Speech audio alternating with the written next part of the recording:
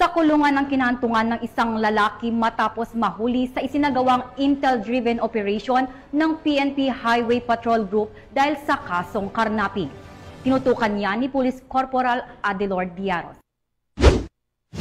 Kulungan ang bagsak ng isang suspek sa kasong carnapping sa ilalim ng Republic Act No. 10883 or the new Anti-Carnapping Act of 2016 nang magsagawa ng manhunt operation ang Regional Highway Patrol Unit National Capital Region Intelligence Branch sa pamumuno ng kanilang Regional Chief na si Police Colonel Joel B. Hukutan sa kahabaan ng Alabang Zapote Road, Pamplona 1, Las Piñas City noong ika-18 ng Mayo taong kasalukuyan. Ayon sa impormasyon na galing sa Barangay Information Network o BIN ay napag-alaman na ang suspek ay makikipagkita umano sa kanyang kasintahan sa Balay 1 Apartel.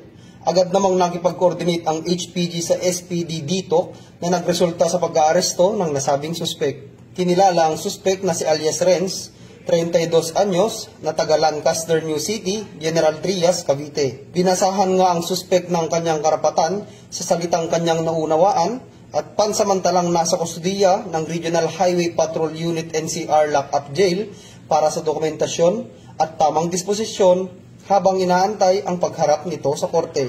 Patuloy naman ang pagkikipag-ugnayan ng HPG sa iba pang PNP territorial units upang masakote ang mga kilalang most wanted person sa Kalakhang, Maynila at matulungan ang mga kababayan nating biktima ng carnapping. Kami ang Guardian of the Highways, ang kakampi nyo sa kalsada na patuloy na magbibigay ng serbisyong HPG. Dahil dito sa ating bagong Pilipinas, ang gusto ng pulis, ligtas ka. At para sa iba pang balitang dala ng serbisyong HPG, tumutok lamang sa aming Facebook page at YouTube channel na Police News Network. Mula sa tanggapan ng kakampi nyo sa kalsada at sa pamumuno ng aming butihing Direktor, Police Brigadier General Eliazar P. Mata, ako ang inyong PNN Correspondent, Police Corporal Adelor R. Diaros para sa Police News Network. Alagad ng batas, tagataguyod ng balitang pulis.